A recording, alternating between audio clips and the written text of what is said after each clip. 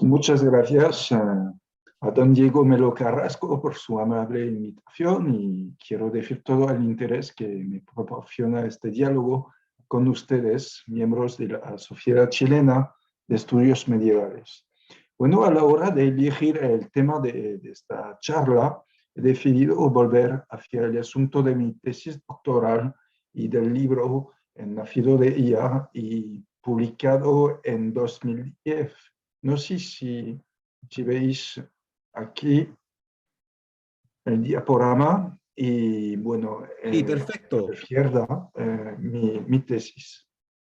Bueno, yo quería elegir este tema porque me parecía más, más sugestivo para un público chileno, un público que creo se interesa más al tema de la península ibérica que al tema de la historia del norte de África, que es mi campo de investigación actual. Además, quiero decir que mi visión de los procesos de conquista, de dominación, de conversión, de aculturación, de transculturación, viene también de la lectura de varios especialistas de las culturas americanas, como Nathan Wachtel, Serge Krusinski, Fernando Ortiz Fernández o Robert Redfield y los demás sociólogos de la Escuela de Chicago. De hecho, siempre me ha resultado muy sugestivo comparar el acercamiento de los arabistas a los procesos de islamización y arabización con el estudio de otras experiencias imperiales, como fue el caso del Imperio Romano, de la cristianización de Europa Oriental en el periodo carolingio o de la plasmación del mundo iberoamericano. O sea que mi investigación sobre el tema mozárabe me hizo leer bibliografía latinoamericana. Y la investigación sobre las migraciones mozárabes hacia el norte de Iberia y su integración en la latinidad norteña también me hizo cruzar debates historiográficos sobre las sociedades de frontera que deben tener alguna resonancia más allá del Atlántico. En segundo lugar, han pasado 10 años desde la publicación de mi libro y he vuelto a estudiar el tema para completar el retrato, aportar aspectos que faltaban, acercarme a nuevas fuentes o integrar nuevas preguntas. Es que en España, en Portugal, pero también en Alemania, en Estados Unidos e Inglaterra, hay nuevas publicaciones que han salido y nuevas tesis doctorales. Así que sería deseable preparar una nueva análisis del tema del cristianismo arabizado en la Iberia medieval. Entonces, para hoy he decidido plantear el problema siguiendo 3 etapas. Primero, voy a presentar el debate historiográfico sobre los mozárabes y su papel en las sociedades ibéricas. Segundo, intentaré darles algunos datos y muchas preguntas sobre la evolución del cristianismo andalusí. Y en último, voy a acercarme al tema de las relaciones entre los modelos culturales constitutivos del fenómeno del cristianismo arabizado ibérico. A ver, paso a otra diapositiva. Bueno,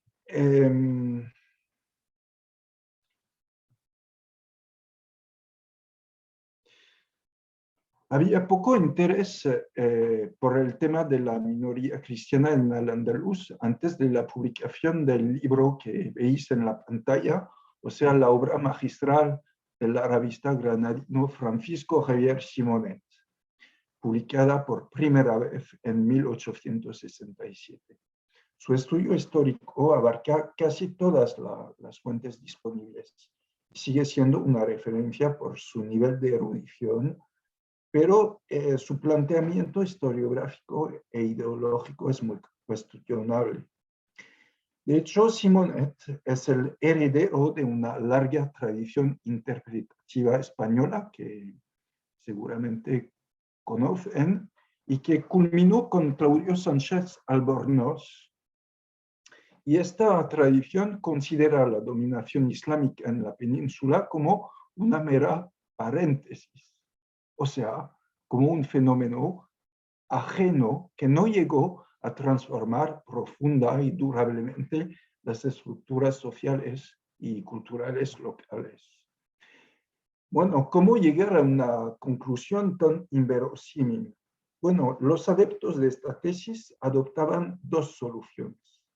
La primera consistía en españolizar el Islam peninsular, diciendo que había perdido sus raíces orientales al arraigarse en el suelo español, donde el pueblo autóctono, al convertirse, al volverse musulmán, lo habría transformado completamente. Por ejemplo, un arabista como Julián Rivera afirmaba que el elemento árabe no formaba parte de la alquimia social de los musulmanes españoles, sino de manera casi infinitesimal. Miguel Asín Palacios, no sé si les suena, pensaba que debajo de la superficie de la nueva religión, los conversos formaban parte, antes de todo, del pueblo español. El argumento remitía entonces a la mística decimonovena del pueblo, heredada del gran movimiento de resistencia a la invasión napoleónica. La segunda solución, que no era desvinculada de la primera, consistía en insistir sobre la resistencia de la población española frente a los invasores. Se conoce el tema de la resistencia exterior, inaugurado en la historiografía asturiana de la Alta Edad Media bajo la forma del mito de Don Pelayo y de la batalla de Covadongas, presentada como la primera victoria, el primer acto de resistencia frente al Islam, apenas algunas décadas después de la conquista. Esto dio luz al tópico de la restauración de España por la monarquía castellana y luego a los temas de la reconquista y repoblación ilustrados por Claudio Sánchez Albornoz. Entonces, nuestro autor, Simonet, hizo hincapié en otro tipo de resistencia, una resistencia interior, ilustrada por lo que se suele llamar los mártires de Córdoba, unos 50 personas cristianos o conversos, pero de origen cristiana, que fueron ejecutados en Córdoba en los años 850 a 852 y que fueron celebrados por varios autores, el más famoso de ellos siendo San Eulogio de Córdoba. Entonces, desde que Ambrosio de Morales, en el siglo de oro, en el siglo XVI, editó la obra de San Eulogio de Córdoba, el tema de la continuidad y de la lucha de los cristianos bajo el yugo musulmán se había hecho común en la historiografía eclesiástica. El talento de Simonet consistió en convertir a los vencidos en héroes del interior, en un pueblo indomable que resistió a las persecuciones hasta la llegada de las tropas norteñas, de las tropas de la reconquista. Entonces, los mozárabes eran para él como una comunidad fosilizada cuya agonía ilustraba la fidelidad a los pilares de la nación española, el suelo, el idioma latín o romance y la religión católica. La mayoría de los arabistas contemporáneos, empezando por Pascual de Gayangos, quien intentó prohibir su publicación, rechazaron rotundamente la obra de Simonet. En su defensa de la hispanidad del Islam ibérico, los arabistas percibían la fase de dominación islámica como un periodo de auge en la historia nacional. Veían el califato como un modelo del buen gobierno, del gobierno ilustrado.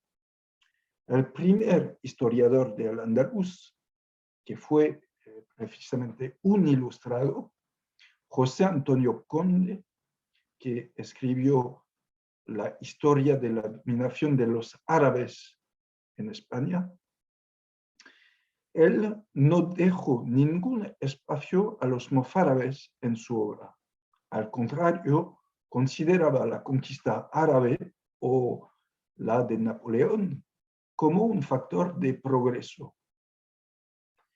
En cuanto al gran arabista holandés Reinhard Dosy, denunciaba, como los demás arabistas, el fanatismo de los mozárabes y percibía su resistencia como un fenómeno efímero que había inaugurado la plasmación del pueblo andalusí durante el califato.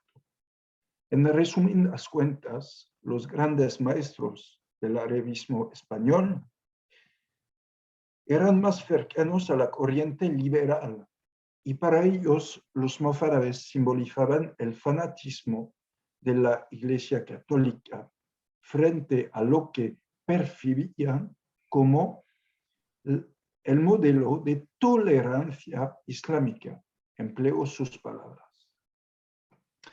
Esto puede explicar que fue en los años 1980-90, después de la muerte del general Franco, cuando el arabismo español conoció un nuevo crecimiento cualitativo e institucional espectacular. En el impresionante paisaje editorial que surgió entonces, se mantuvo cierto recelo hacia el tema mozárabe para autores como Miguel de Epalsa, Pedro Chalmeta o Pierre Guichat. El elemento mozárabe ha sido marginal y, bueno, no tiene mucho interés para entender la historia de Al-Ándalus. O sea que para ellos los cristianos andalusíes no forman parte de la historia de Al-Ándalus, vista como una historia oriental, según las palabras de Pierre Guichat.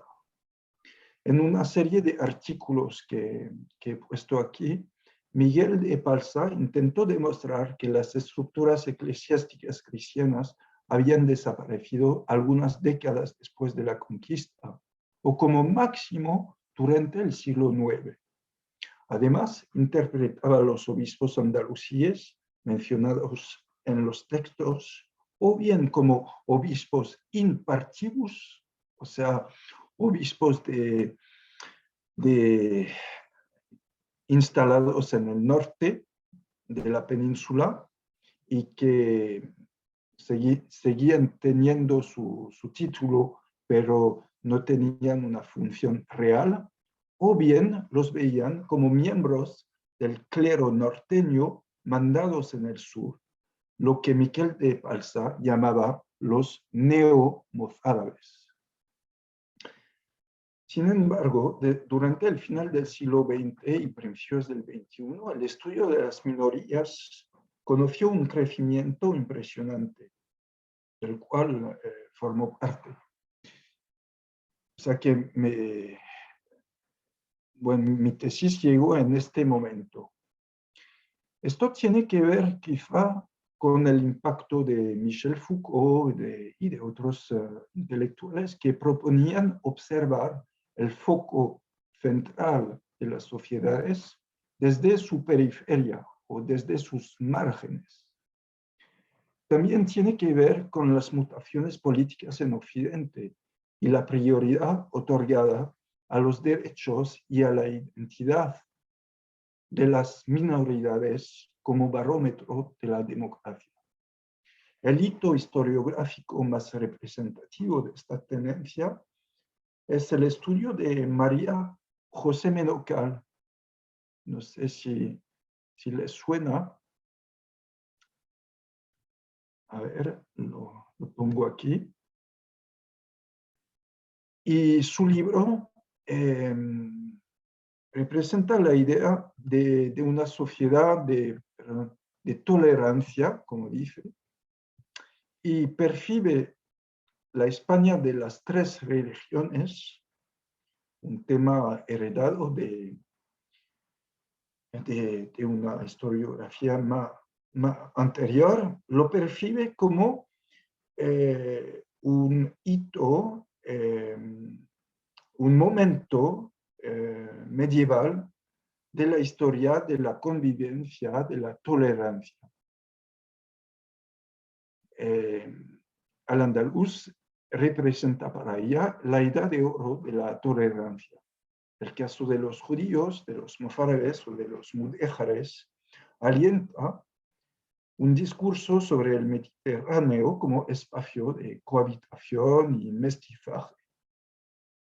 O sea que el modelo idealista de la España de las tres religiones silencia las tensiones, las violencias, las persecuciones, pero tuvo cierto éxito en Europa para forjar un relato histórico y cívico sobre las virtudes del pluralismo religioso en un contexto social marcado en los años 90 y principios del siglo XXI por la creciente presencia de poblaciones migrantes y por la subida del reto del comunitarismo. Había que proporcionar un relato común. Claro, con el ensayo de Samuel Huntington y con el desafío del yihadismo, se impuso poco a poco, y también en el gremio académico, el paradigma opuesto, o sea, la imagen agonística del enfrentamiento entre el Islam y el cristianismo, o el tema de la vimitud, o sea, que remite a la palabra vimi, que designa en árabe la condición de los vimíes, o sea, de las minorías religiosas reconocidas y protegidas por la ley islámica. Este tema, impuesto por la ensayista anglo-israelí Bat Yeor, que aparece en la fotografía, bueno, es uno de su libro. El tema de la vimitud, no sé cómo se traduce en español, es una invención suya. O sea que en vez de ver el estatuto de vimi, o sea, de tributario, como una protección legal, lo considera como un estatuto de sumisión y persecución sistemática impuesta por la ley. En vez de ser una protección, es un estatuto de dominación y persecución. Esta visión está también transmitida por un libro reciente publicado en 2016 por un académico americano de origen también cubano, creo, como María José Menocal, que se llama Darío Fernández Morera, y en su libro recopila únicamente los elementos que pueden establecer su tesis e interpreta de manera a veces muy errónea, polémica y anacrónica las fuentes. Esto le permite acertar que la condición de los cristianos en el Andaluz era peor que la esclavitud de los africanos en América del Norte. Y compara también el califato de Córdoba con el régimen de los talibanes en Afganistán. Bueno, esto podría provocar la avispa, pero es un paradigma que se está imponiendo hasta en los rangos de académicos como él. Entonces, también es esta razón que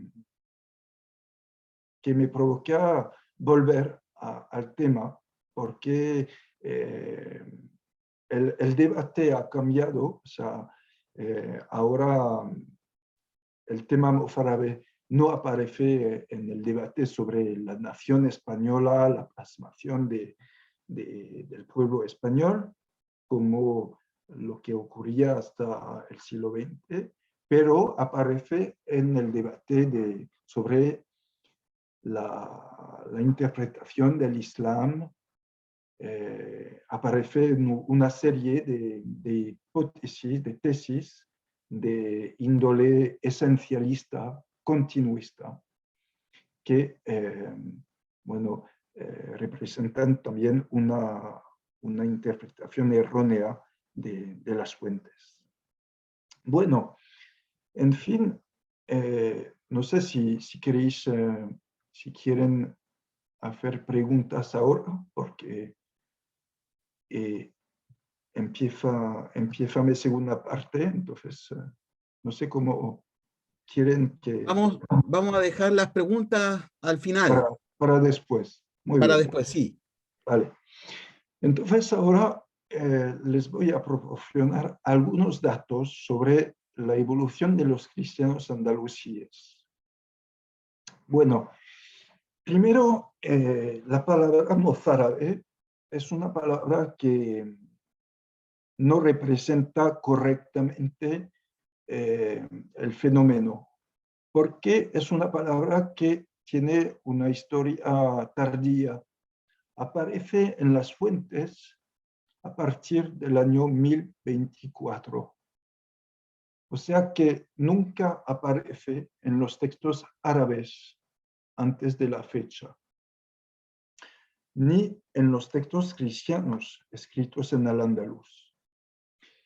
Es un término que aparece durante un pleito ocurrido cerca de León entre un monasterio, San Martín de Safed, y 3 monjes que se llaman Vicente, Juan y Abu Yahya.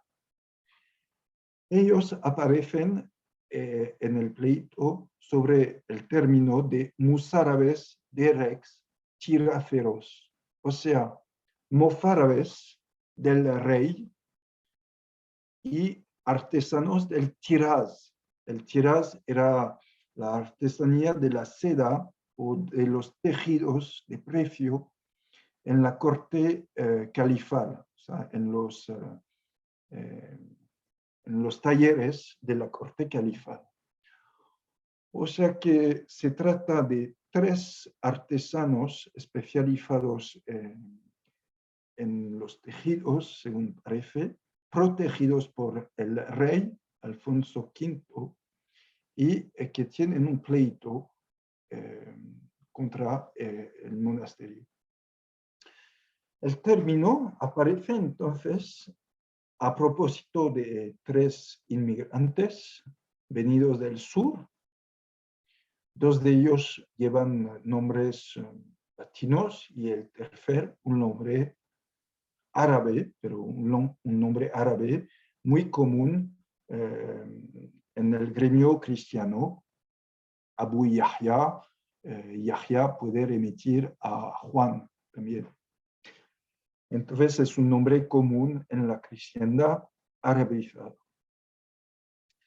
Pero el término aparece en un contexto exterior al territorio islámico y se desarrolla su uso en la documentación del norte, donde aparece a partir del siglo XI los términos mostarabí, mostará, mostarab, etcétera, en varios documentos de todas las partes de la península.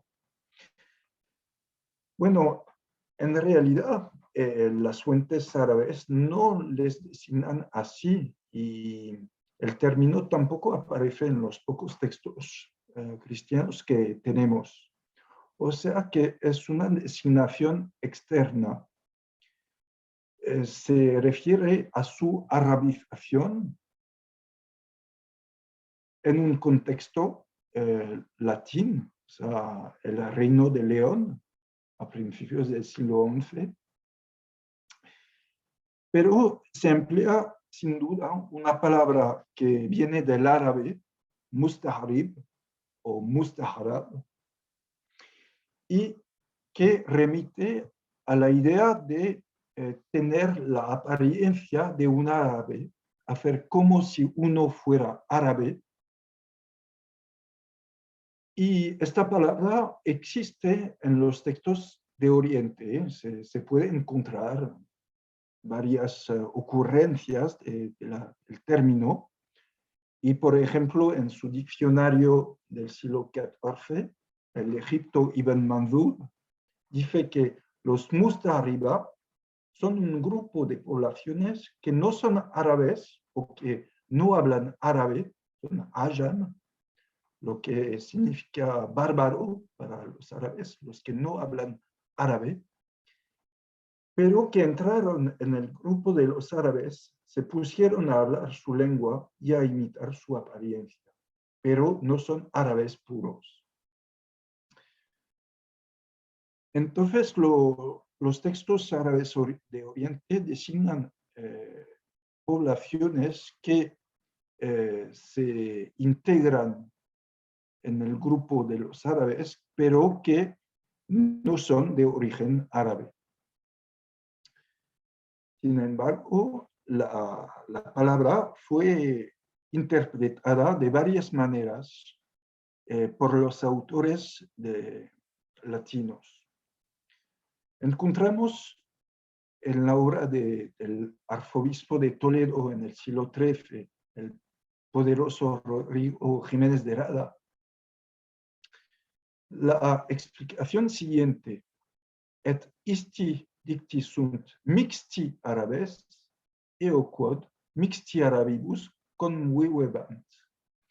Ellos son designados como mixti árabes porque han vivido con los árabes, mezclados a los árabes. Entonces, él, que ciertamente conocía el árabe o que tenía acceso a fuentes árabes y que conocía muy bien el gremio mozárabe de Toledo, da una interpretación polémica diciendo que son una población mestizada, mezclada con los árabes. Bueno, entonces, esta palabra es bastante tardía y en realidad, a principio, después de la conquista hasta el siglo XII, la palabra que aparece en los textos cristianos del sur, o sea, del territorio islámico, la palabra es simplemente hispani. Los cristianos del sur se consideran como los herederos de Hispania, de la España visigoda. Y entonces esta palabra aparece también en los textos del norte de Iberia. Y esto hasta el siglo XII. O sea, convive con la palabra mozárabe. Pero hasta el siglo XI es verdad que la mayoría del territorio peninsular pertenecía al poder islámico. Entonces, desde el norte, la Iglesia del sur se percibía también, en algunos casos, como la heredera del reino visigodo. Bueno, el problema para analizar la historia del cristianismo en Al-Ándalus es un problema de fuentes. Porque primero tenemos pocas fuentes para estudiar esta población. Si empezamos por las fuentes andalusíes, disponemos de fuentes cristianas. Son fuentes en latín y en árabe. Las fuentes latinas cristianas se escribieron en Toledo en el siglo VIII y a partir del siglo IX la casi totalidad de las fuentes latinas que tenemos se escribieron en Córdoba, o sea, en la capital de los omeyas. Ahora, la totalidad de las fuentes cristianas en latín están reunidas por Juan Gil en la reedición de su corpus scriptorum musaribicorum, o sea, de su corpus de escritos mozárabes. Les tengo que indicar que este corpus fue reeditado hace muy poco, en 2020, en el Corpus Christianorum Continuatio Medievalis, donde añade varios textos que ya se conocían, pero que reconoce como constitutivos de la cultura cristiana en latín del sur de la península. Añade también todo un corpus de epigráfico funerario hallado en el sur de la península. Bueno, estas fuentes son importantes para documentar la primera fase de la historia del cristianismo andalusí en el siglo VIII, donde no hay fuentes árabes contemporáneas. Hay un desfase entre estas primeras fuentes en latín, que empiezan a partir del año 730 y picos, y las fuentes islámicas. Las primeras fuentes islámicas solo aparecen a partir de la segunda mitad del siglo IX. Entonces, se debería considerar la literatura latina de los mozárabes como una fuente de primera importancia para documentar la historia de Al-Ándalus. Pero tenemos también fuentes en árabe. El problema de las fuentes en árabe es que no son fuentes narrativas. Son, en la mayoría de los casos, fuentes que consisten en traducciones de textos eclesiásticos del latín al árabe. O sea que, excepto en los prólogos de los autores, en los colofones, no aparece un relato directo, sino que son documentos sobre la literatura cristiana en árabe. En su mayoría traducciones bíblicas o traducciones de textos eclesiásticos. También aparecen en otras fuentes, como fuentes musulmanas en árabe, aparecen extractos de varios tratados teológicos o polémicos escritos por los cristianos arabizados en Al-Ándalus, pero solo son fragmentos.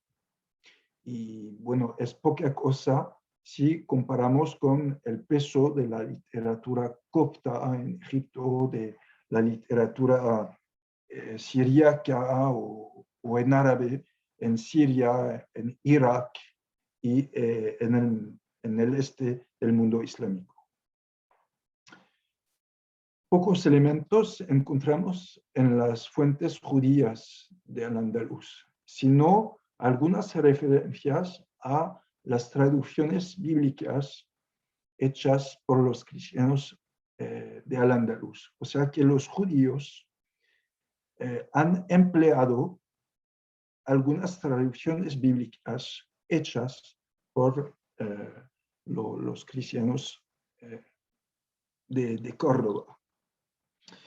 Bueno, la mayor parte de las fuentes son musulmanes, pero la imagen de los cristianos en esta literatura solo es una imagen indirecta. Aparecen algunas veces en la cronística, pero de manera muy casual.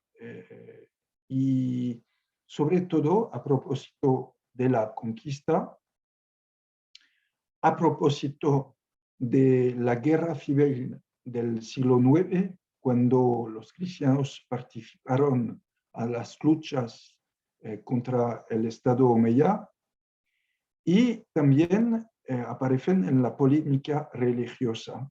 O sea que tenemos varias fuentes que polemican contra el cristianismo y citan a los argumentos de sus adversarios y citas, extractos de sus obras, de sus traducciones. Entonces, este tipo de fuente es una, bueno, tiene bastante importancia y en el futuro es posible que encontremos más material en este tipo de literatura. Igual en el derecho islámico representa una producción muy importante a nivel cuantitativo. Las relaciones con los dhimíes, con los cristianos, no son un asunto central, pero es un asunto que aparece en varios capítulos. La mayoría de los casos son cuestiones casuísticas, pero también hay referencias a pleitos, a fatwas, o sea, consejos jurídicos que remiten a casos de tensiones que han ocurrido en la sociedad del siglo IX o X. Bueno, fuera de Al-Ándalus hay que mirar al norte de la península, en las fuentes ibéricas de los reinos cristianos, pero aparece que en la cronística de los reinos del norte tampoco deja un papel central al tema de los mozárabes, porque los reinos del norte, en particular el reino de León, se construyeron de manera independiente de la Iglesia del Sur. Y al principio se tuvieron que acertarse frente a las pretensiones de Toledo o del clero andalusí. Tenemos también elementos en los cartularios, en los archivos desde el siglo IX, que documentan sobre todo la migración de los cristianos del sur hacia los reinos del norte. Un fenómeno que transcurre toda la época, todo el periodo desde, bueno, el siglo VIII hasta el siglo XII. En cuanto a las fuentes latinas fuera de Iberia, bueno, a veces, bueno, documentan la existencia de esta cristiandad, refleja la reflexión de los prelados que habían visitado Iberia sobre la índole religiosa y cultural de esta cristiandad periférica. Y bueno, es igual en las fuentes árabes fuera del Andalus. Bueno, son fuentes islámicas que no dan muchos datos sobre nuestro tema, sino en obras de polémica religiosa, donde se ve que los textos cristianos sobre este tema habían circulado y, bueno, se usan traducciones bíblicas hechas en el andaluz. Hubo una circulación de textos. Y también hay otro tipo de fuente, son las fuentes cristianas orientales. Y bueno, en este caso les hablaré de una fuente inédita que acabo de estudiar y que nos da algunos datos novedosos sobre el tema. Bueno, claro que podemos intentar movilizar otros tipos de fuentes. Yo he usado los manuscritos cristianos de origen andalusí o los cristianos anotados por cristianos andalusíes. Y estos manuscritos tienen un interés central para mí, es que llevan muchas glosas en latín, pero también en árabe. Entonces yo he usado este tipo de material como una fuente adicional sobre la actividad intelectual, sobre la arabización de estas poblaciones, visto que a través de las anotaciones, de las glosas, de los lectores, de los copistas, de los dueños de dichos libros, se percibía la evolución del uso del árabe y a veces se encontraban textos inéditos, pero fragmentarios, porque solo son glosas. A veces son colofones, a veces nos dan más datos, pero en la mayoría de los casos solo es un acercamiento indirecto al tema. En cuanto a la investigación sobre los testimonios materiales sobre el cristianismo andalusí, bueno, es un tema que todavía evoluciona mucho, porque cuando he acabado mi tesis, bueno, es cuando han empezado a investigar más en este aspecto. Y bueno, todavía hay un debate sobre la identificación de los lugares de culto preservados por los cristianos andalusíes o construidos para algunos casos por ellos.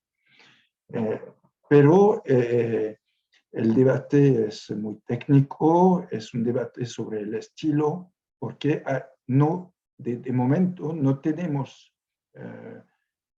edificios fechados en época islámica.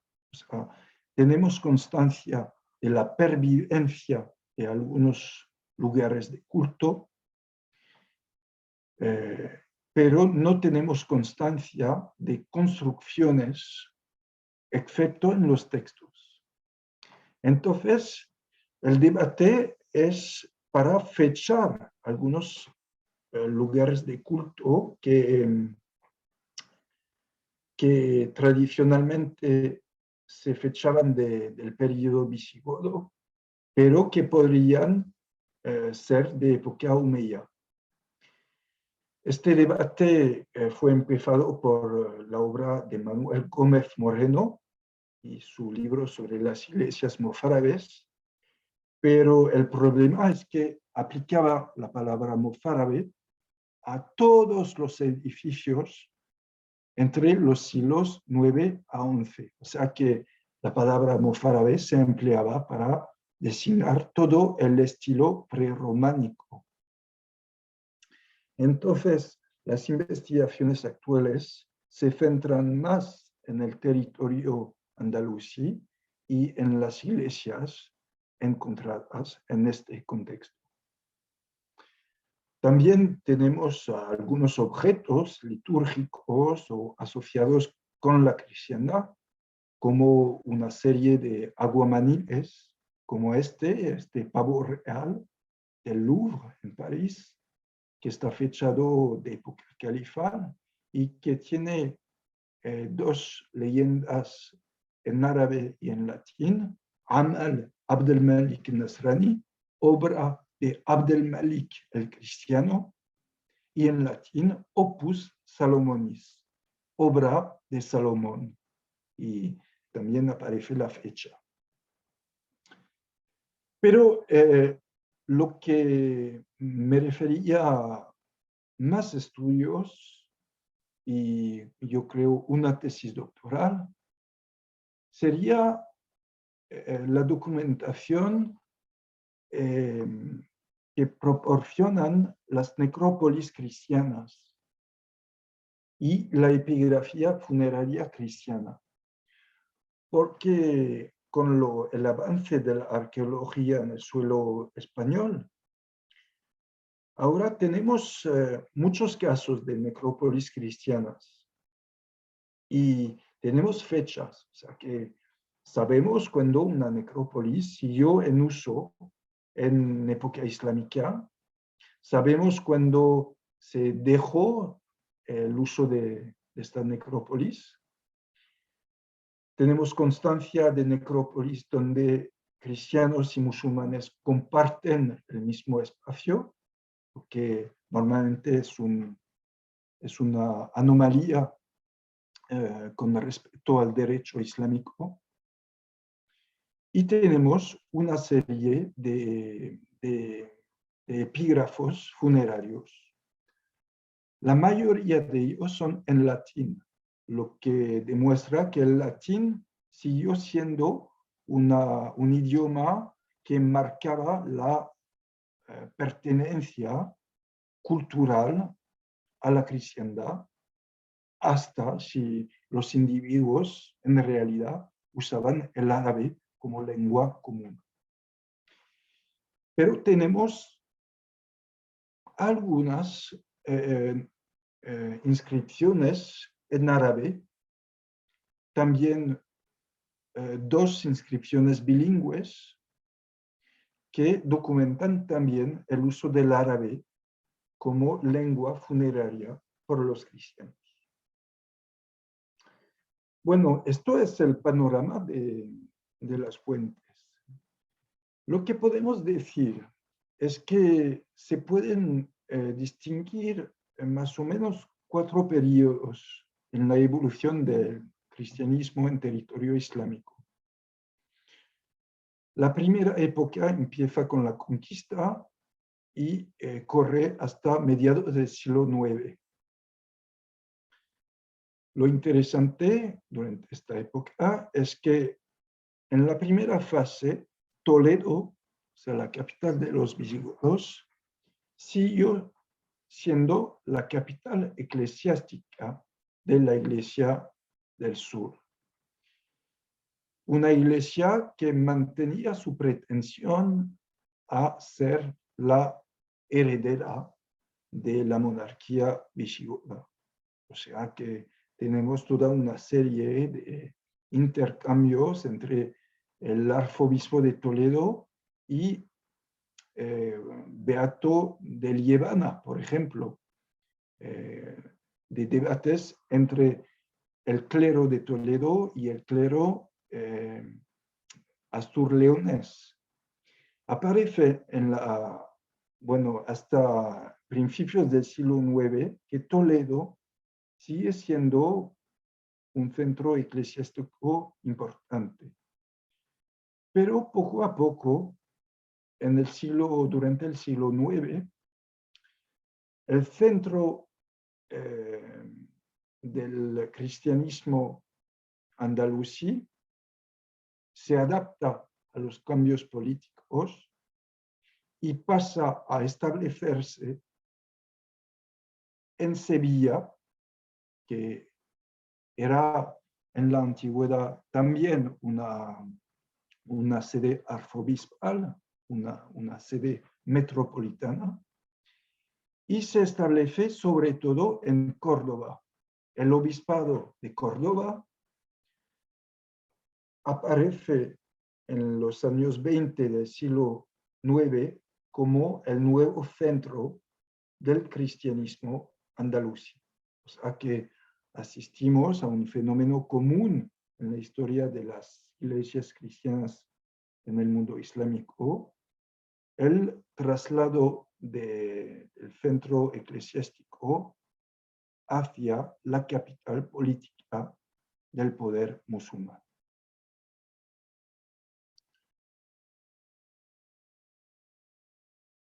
Bueno, en la segunda fase de la historia de los mozárabes, o sea, a mediados del siglo IX, es cuando aparece el discurso sobre los mártires de Córdoba.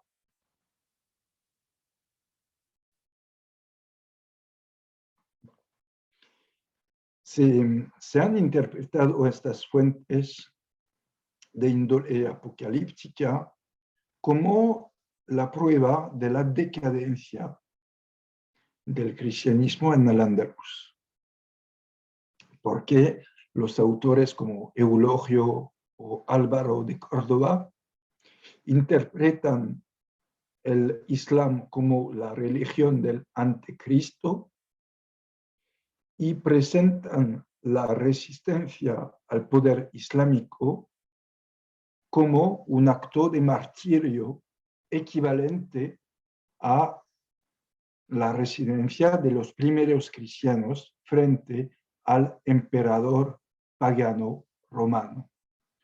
O sea que su modelo literario es el modelo de la cristiandad primitiva y trasladan el modelo imperial romano en el terreno familiar de Al-Ándalus. Pero su actitud, que valoriza la resistencia como un acto de martirio, es bastante minoritaria frente a la jerarquía eclesiástica de Córdoba y de Sevilla, que no reconoce el martirio como canónico cuando se trata de un acto de rebeldía contra el poder. O sea que frente a una iglesia que insiste sobre la alianza con el poder islámico, tenemos a una corriente de la cristiandad cordobesa que remite al modelo de la defensa heroica, martirial de la comunidad. Pero el martirio también sirve de base para denunciar un fenómeno muy común en la sociedad cordobesa o de la élite cordobesa cristiana de la época, es la arabización cultural, o sea, la adopción por la élite local del árabe, no solo como lengua literaria, y bueno, insisten sobre el gusto por la poesía, por la filosofía de los árabes, o sea, una literatura profana, pero también el reto es la adopción del árabe por la iglesia misma. Eulogio de Córdoba, por ejemplo, polémica contra el arzobispo Juan de Sevilla, que, según dice, hacía la promoción de la enseñanza del árabe en su iglesia y había escrito una exégesis bíblica en árabe, o sea, antes del año 850. Y cuanto más vamos adelante en el estudio de la literatura cristiana en árabe en el andaluz, cuanto más descubrimos que la arabización debe fecharse en la primera parte del siglo IX, o sea, antes del corpus de los mártires de Córdoba. Por ejemplo, tenemos un texto muy interesante que sigue, bueno, haría falta estudiarle más atentamente, es la traducción al árabe de los evangelios por un cierto Ishaq ben Balashk.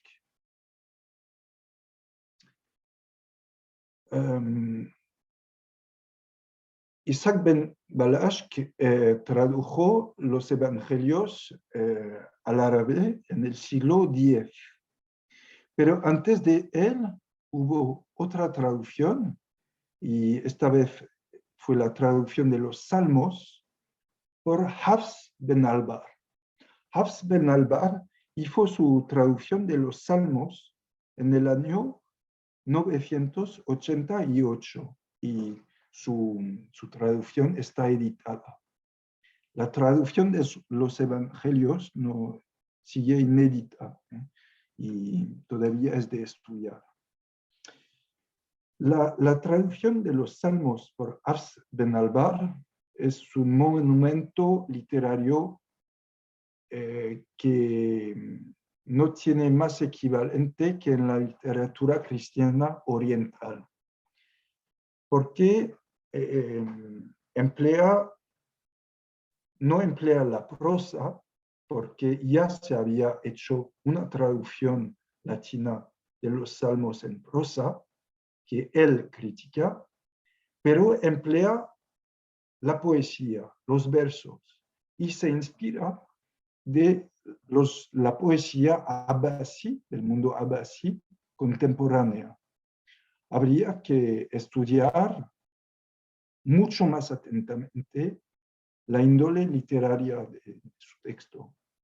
Pero Hafs ben Albar es un personaje importante que vivía en Córdoba, que era juez de los cristianos de Córdoba y que aparece también en las fuentes islámicas como autor de varios textos teológicos donde hace la apología del cristianismo frente al Islam. O sea que es un intelectual arabizado que conoce las modas literarias de Oriente, también muy populares en Córdoba. O sea que es un personaje de primera importancia en el paisaje literario de Al-Ándalus en su época, en una época donde no se destacan personalidades literarias muy importantes en el gremio musulmán. O sea que debería considerarse como uno de los primeros autores árabes de Al-Ándalus. Entonces, la fase del siglo IX corresponde con tensiones internas a la Iglesia cristiana, debidas al reto de la conversión al Islam, de la islamización de la sociedad y también de la arabización cultural de la élite cristiana. También corresponde con una fase de tensiones entre el poder omeya y las regiones y las élites locales en todas las provincias, lo que se suele llamar llamar la guerra civil o la fitna del siglo IX. En esta guerra civil aparecen poblaciones cristianas junto con poblaciones de conversos de origen hispano. Entonces, esta fase es muy importante porque todo cambia, la sociedad cambia y la Iglesia se adapta al nuevo contexto cultural, político, y adopta poco a poco el árabe como lengua principal en su actividad intelectual. Mientras tanto, la construcción de los reinos norteños y su expansión territorial también se apoya en un fenómeno de migración. Entonces, hay que observar a la vez la evolución interna del cristianismo en Al-Ándalus y también los fenómenos de migración hacia el norte. Estos fenómenos tocan sobre todo a regiones como la región de León, de Orense, de Lugo, o sea, centros eclesiásticos o políticos importantes que acogen a estas poblaciones y vemos que el rey, los monasterios, la iglesia otorga tierras, funciones a los prelados, al clero y a las poblaciones venidas del sur. También hay otro fenómeno, es el fenómeno de la frontera de Coimbra, la frontera de Huesca, la frontera de Albelda, donde se había mantenido una población cristiana hasta su conquista por los poderes norteños cristianos. O sea que desde el siglo IX, estos territorios van a combinar una población cristiana arabizada de origen local y una población cristiana venida del norte, o sea, una mezcla de poblaciones. Y en estos territorios es cuando se nota la abundancia de antropónimos y de topónimos arabizados. O sea que la cristianización del territorio no borra totalmente la presencia del elemento cristiano arabizado. Bueno, durante el califato también tenemos constancia de élites cristianas, de escritos cristianos, todos en árabe. Ya parece desaparecerse la producción en latín o parece marginal en comparación con la producción en árabe. Y en los manuscritos aparece el uso predominante del árabe como lengua usual de los copistas, de los lectores, de los usuarios de los volúmenes. Creo que un torno importante en la historia del cristianismo andalusí fue la guerra civil que provocó la división de Al-Ándalus en los reinos de taifas y sobre todo el declive, la decadencia de Córdoba como centro político de la parte islámica. Y bueno, sabemos que Córdoba era realmente el centro cultural y eclesiástico del cristianismo andalusí. Entonces, seguro que la guerra civil tuvo un impacto y favoreció los fenómenos de migración hacia el norte. Entonces tenemos poca constancia del papel de los cristianos durante el periodo de los reinos de taifas. Se mantienen obispos, se mantienen figuras de cristianos arabizados, por ejemplo en Zaragoza, en Toledo, en Sevilla. Es posible que en el futuro tengamos más datos sobre este periodo. Por ejemplo, hay un equipo español y alemán que está estudiando y editando poco a poco el monumental volumen de Al-Qanun al-Muqaddas, los santos cánones conciliares árabes de la Iglesia andalusí, copiado a mitad del siglo XI. No sabemos dónde, pero había una copia de este manuscrito en Lisboa. Entonces, era el volumen oficial de la Iglesia andalusí y el estudio preciso del texto nos va a aportar mucho sobre el periodo, pero es verdad que tenemos la impresión de una marginalización paulatina que se acelera en un momento dado de la historia peninsular. Es la época de los imperios almorávide y almohade. O sea, a final del siglo XI y en el siglo XII. Creo que el desmiembro final de las estructuras eclesiásticas del cristianismo andalusí, que ocurre antes de la venida de los almohades en la península, tiene que ver con la importancia de las ideologías de unidad y de guerra santa en el contexto peninsular.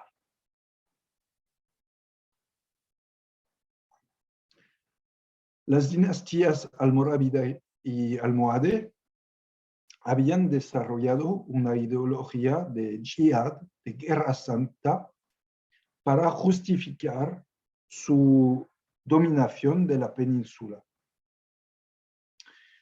Era su lucha contra la conquista cristiana y sobre todo castellana que justificaba su conquista de los territorios islámicos peninsulares. Este proceso culmina con los almohades, que desarrollaron por primera vez una ideología de unidad del Islam, muy hostil a todas las minorías, sean islámicas o no islámicas. El reino de los almohades, de los unitarios almohades, coincide con una serie de persecuciones, de conversiones forzadas, ejercidas contra los judíos y contra los cristianos. Las persecuciones que habían empezado durante el reino de los almorávides llevan al desmiembro final del cristianismo andalusí a mitad del siglo XII, un fenómeno que no tiene equivalente en el Oriente, donde, a pesar de las tensiones, siempre se mantuvo el elemento cristiano durante la Edad Media y más allá. Entonces, este clima también sería de estudiar más atentamente. Hay más que estudiar sobre el tema.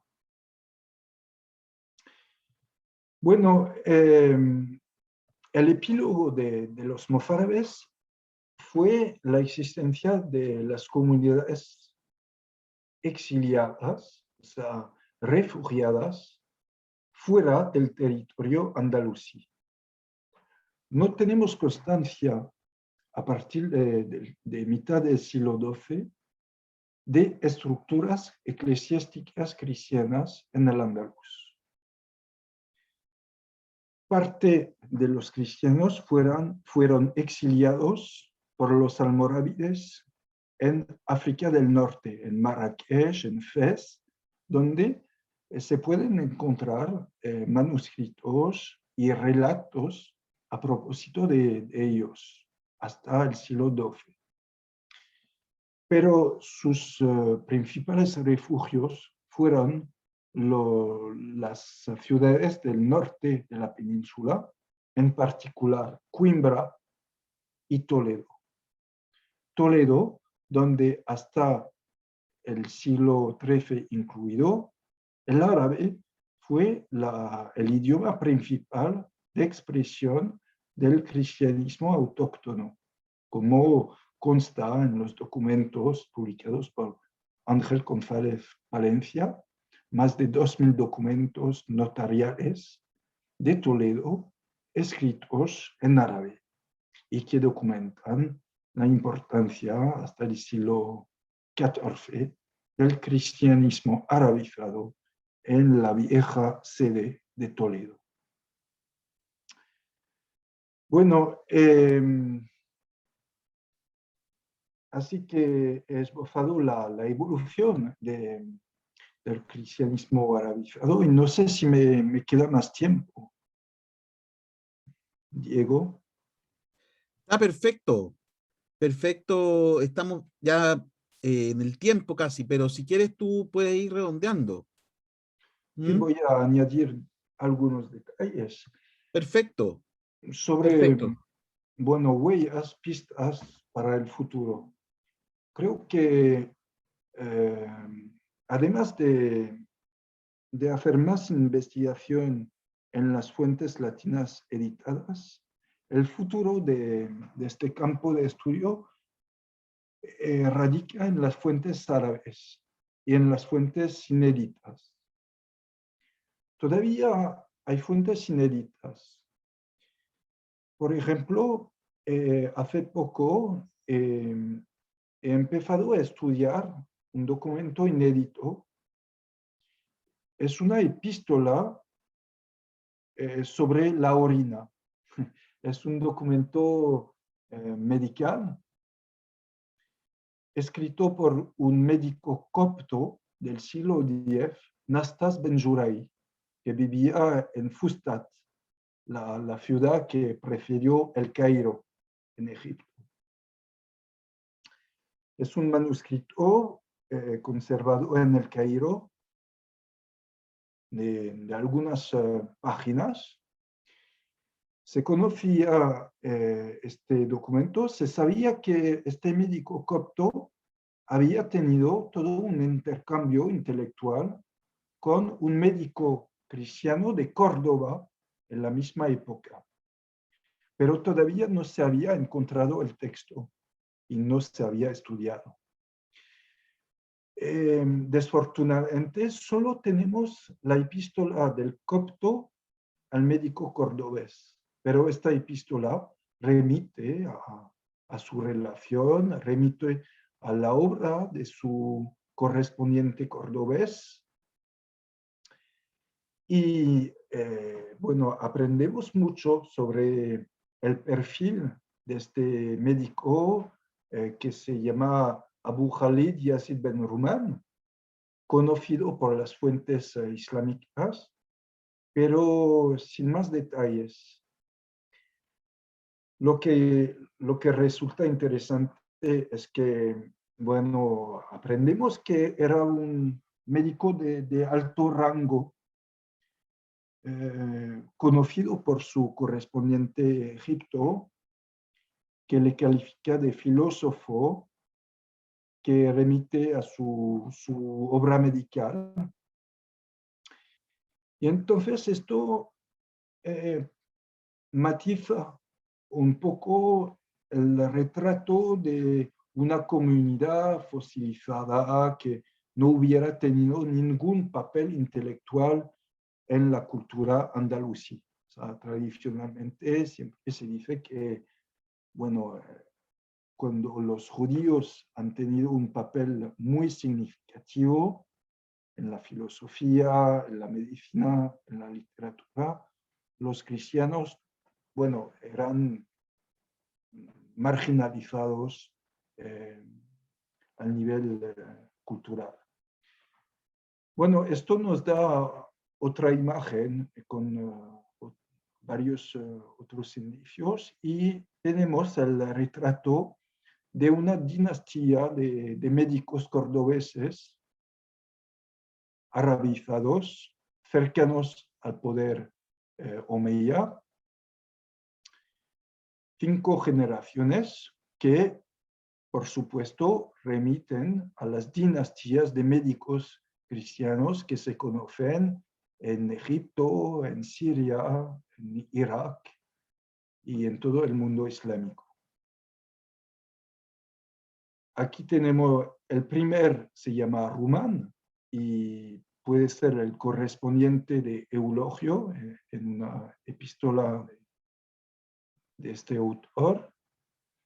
Después aparece un cierto Yazid, después un Khalid, cuya biografía aparece en un diccionario de médicos islámicos hecho por Ibn Juljul en el siglo X. Y después aparece Yazid, que corresponde con Nastas Ben Juraí y que tiene también él un hijo. También hay mucho que investigar todavía en las traducciones árabes hechas por los cristianos en el Andaluz. Eso es otro tipo de investigación que seguramente en el futuro reservará sorpresas, nos dará datos sobre los intercambios, el índole del idioma, el nivel de la literacy, como dicen los americanos, de esta comunidad.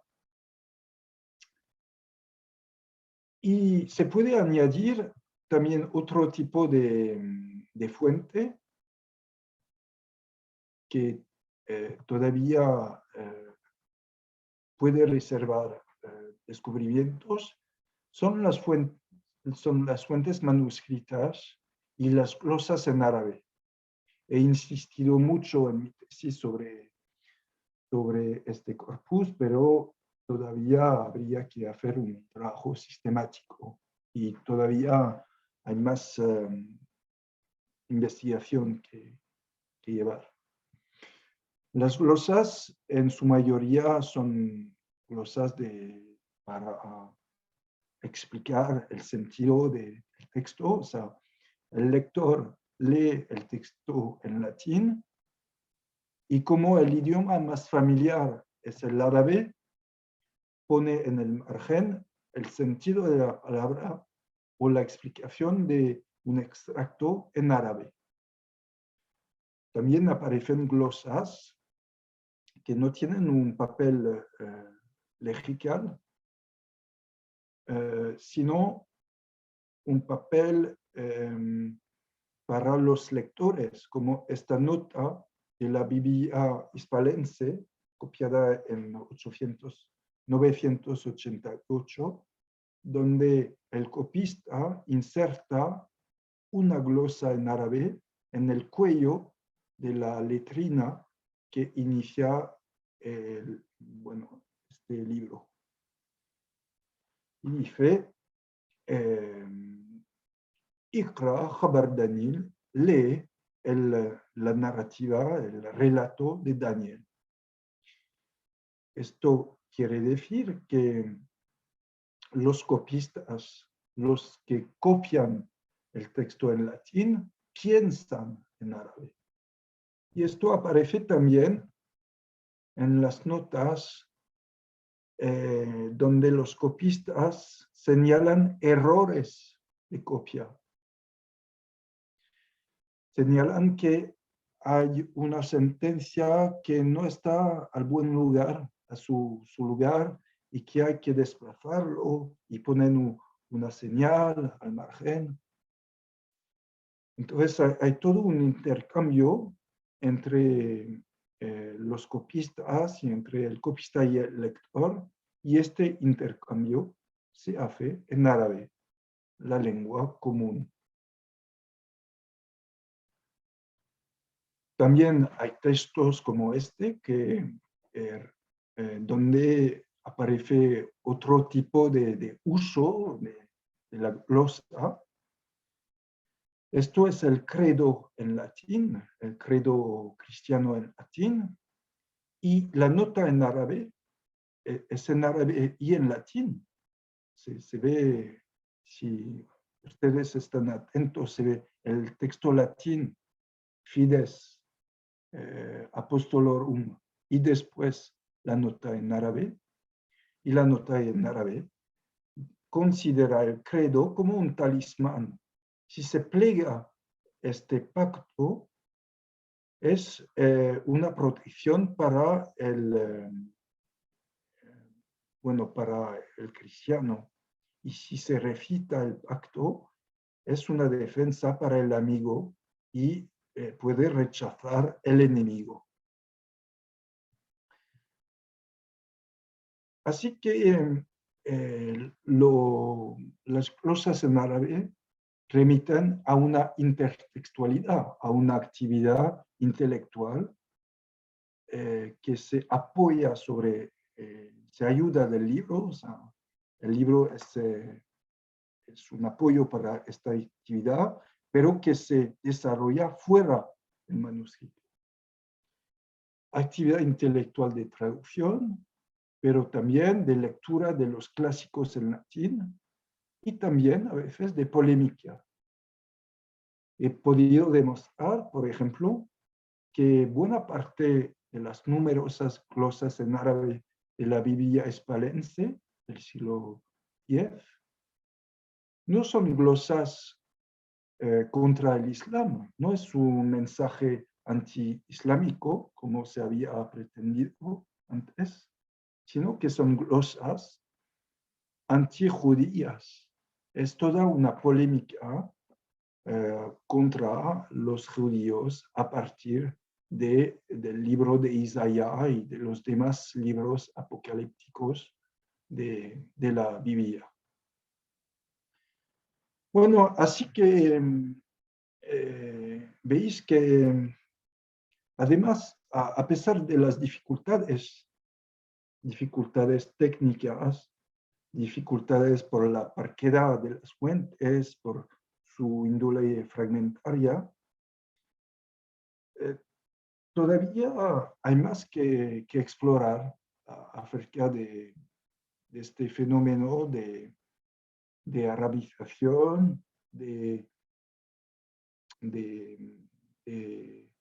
reestructuración del cristianismo en el marco islámico. Y bueno, claro, espero que este tema va a llevar la atención al público más allá del Atlántico y que también hayan investigadores que se interesen al tema en su país. Así que he terminado este breve repaso, estas pistas, y espero que son Bueno, suficientes. muchas gracias, Cyril. Muchas gracias por esta excelente exposición, como dice Verónica, ¿verdad? Como comenta Verónica, excelente síntesis de este problema tan que ha sido estudiado, ¿verdad? Desde diferentes ópticas y siempre es bien interesante porque es uno de los temas que está en constante revisión y que se está constantemente repensando en función del descubrimiento, la relectura de las fuentes, ¿verdad? Y permite entender desde el campo de la filología, desde el campo de la historia, como una disciplina dinámica, ¿verdad? La historia, pero a la vez también como cómo hay temas que dan y dan y dan y no terminan de estar, ¿verdad? Acabados, como tú decías, ¿verdad? Eh, y desde Simonet en adelante, con todo el repaso historiográfico que tú hiciste. Yo quisiera dar brevemente la palabra para ver si hay algún comentario, alguna pregunta de quienes asistieron a la conferencia. Y eso, a ver si hay alguien que quiera preguntar algo. ¿Mm? Ángel. Sí, se me escucha bien porque he tenido problemas con audio, ¿sí? Perfecto, Muy se bien. escucha perfecto. Antes que todo, agradecer al profesor, excelente su intervención, muy clara, muy lúcida. Yo quería hacer en realidad una pregunta que no sé si excede un poco lo que nos acabas de explicar, pero en realidad la situación de los mozárabes, ¿cuál sería tu perspectiva de la situación de los mozárabes, particularmente del Reino de Toledo, cuando el Reino de Toledo capitula frente a Alfonso VI, 1085? Porque en definitiva uno podría pensar, y esto un poco siguiendo a Linehan, ¿no es cierto?, que los Toledos fueron grandes perjudicados por la llegada justamente de las fuerzas cristianas, particularmente por la supresión del rito romano, perdón, por la instauración del rito romano y la supresión, por ejemplo, del rito mozárabe. No sé cuál sería tu opinión respecto a este tema, respecto de la identidad mozárabe luego de que Toledo capitula para los cristianos. Esa es la pregunta. Sí, buena cuestión, pero se sabe poco de la situación de la cristiandad toledana antes de la que se suele llamar la Reconquista, pero que fue una conquista de Toledo por Alfonso VI. O sea que no tenemos fuentes cristianas producidas en Toledo. Además, corresponde con el periodo de los taifas y sabemos poco de la situación de Toledo. Bueno, se percibe que todavía había una población cristiana. Eso parece evidente, porque si no, no se explicaría la voluntad de crear un estatuto especial para los mozárabes. ¿Por qué se hizo un estatuto especial para esta población? Cada grupo tenía su estatuto. En Toledo había los francos, había los judíos, los mudéjares, y había un estatuto para los mozárabes. Entonces debía ser un grupo bastante importante y se reforzó después de la conquista con la llegada de inmigrantes cristianos venidos del sur, sobre todo cuando el califato almohade se preparó a conquistar al Andaluz. También, pero no sabemos muy bien cuál era la situación, pero sabemos que hay tensiones. Tensiones porque esto aparece en la obra de Rodrigo Jiménez de Rada, por ejemplo, porque descalifica totalmente el elemento mozárabe de su análisis de la historia ibérica y hace esta interpretación peyorativa de su nombre, o sea que no pertenecen a su visión de la historia. Pero sabemos que es un grupo importante, que tienen tierras, que intervienen bueno, en los contratos. Tenemos una documentación, pero no tenemos una visión muy clara de quiénes representan a los autores de estos contratos. ¿Representan tan solo los cristianos arabizados de origen autóctona o representan otras poblaciones? No se sabe muy bien y no veo el asunto muy claro. Realmente creo que se debería volver hacia la historia social y hacia la historia también política de Toledo. También habría que vincular estas cuestiones de los grupos sociales con la actividad intelectual que tuvo lugar en Toledo. Actividad de traducción, claro, donde intervienen varios actores arabizados, no judíos, conversos, musulmanes, y cristianos. Tenemos algunos nombres, pero poco más datos sobre los personajes de estos cristianos arabizados que intervienen en las traducciones. ¿Cuál fue la actitud de la Iglesia también? ¿Cuál fue la política de la Iglesia? Habría que relacionar las traducciones científicas, bien conocidas, con la política de traducciones de índole más política llevada por la Iglesia toledana.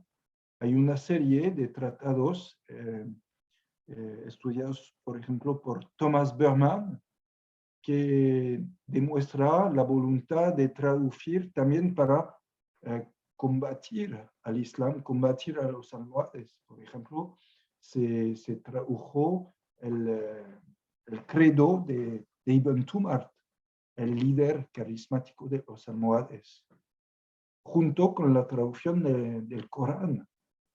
Entonces, creo que habría que, que contestar a su pregunta de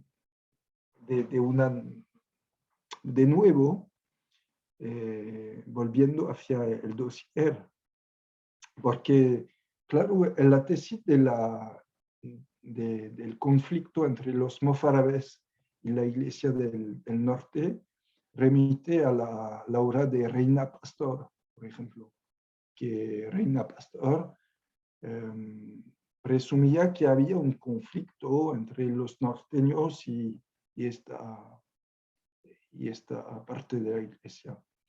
No sé si se puede reducir al conflicto, porque el rito mozárabe, bueno, se ha conservado, o sea que tenía el derecho de conservar su rito, y además creo que también esta cristiandad está bien insertada en la sociedad toledana.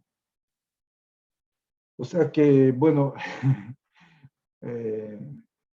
estoy obligado a responder a su pregunta por otras preguntas. Pero, bueno, también le puedo preguntar lo que opina del asunto. Muchas gracias por la pregunta. Yo lo escucho más o menos, ¿no? Pero lo escucho. Gracias, muchas gracias. No, pero ¿escuchas bien o no, Ángel? ¿Escuchaste? Sí, sí, sí. Sí, ya, perfecto. Sí, porque él te preguntaba finalmente cuál era tu opinión de lo que él te había respondido. Mi opinión, lo que pasa es que estoy en una avenida y pasa mucho auto y no escucho muy bien. La última parte no la escuché, no es que no quisiera responder. Bueno, mi opinión es que es algo que hay que revisar porque efectivamente no se conoce mucho. Si uno ve el Fuero de Toledo de 1101, ¿no es cierto? Generalmente es un fuero que en definitiva apunta a cuestiones de propiedad privada, derecho y libertad económica, sujeción al libre judiciorum, privilegios, ¿no es cierto?, respecto de pagos ¿cómo se llama?, de penas pecuniarias, pero no respecto a temas religiosos, y eso es como un poco normal porque en definitiva eso lo ve la Iglesia, ¿no? Pero habría que ver, y por eso era mi pregunta, ¿cuál era la opinión de él? Porque en definitiva es un tema muy, muy complejo que quizás desde el lado cristiano, que es que uno podría analizarlo viendo los fueros, viendo las crónicas, no da muchas preguntas más que respuestas. Por eso estoy en la misma línea, pienso lo mismo que usted, que en definitiva hay que estudiar bastante ese momento en particular por el hecho de que es una capitulación. Entonces uno podría pensar que justamente ahí están las bases de lo antiguo y de lo nuevo, pero ¿qué, en base a la historia social y jurídica, qué es lo nuevo si es que hubiera algo, ¿no? Por eso le hacía la pregunta. Sí, sí. Eso, muchas gracias por la respuesta. Gracias, Diego, también, porque yo la última parte no la había escuchado. Gracias. Perfecto. Bueno, en honor al tiempo, ¿verdad? Vamos a dejar esta sesión interesantísima. Quiero agradecerle nuevamente al profesor Ayet en nombre de la Sociedad Chilena de Estudios Medievales por ilustrarnos sobre este tema. y sobre todo, ¿verdad? Por su voluntad, por su buena voluntad en estos tiempos para poder participar con nosotros desde Francia, con la diferencia horaria que tenemos además también, la ciudad, que no es menor. Así que, bueno, Cyril, muchas gracias por tu presentación, nos mantendremos en contacto Sí, y sí. bueno, que estés muy bien, te deseamos lo mejor desde acá, desde Chile. Gracias por todo. Bueno, igual desde Lyon, y espero que tengamos más contactos, más contactos directos. Sí, Perfecto, sí, Eso. eso. Que esté muy pero bien. Gracias. bueno, hasta luego. Chao, Gracias, hasta saludos. luego. Saludos. Chao, Saludos. chao.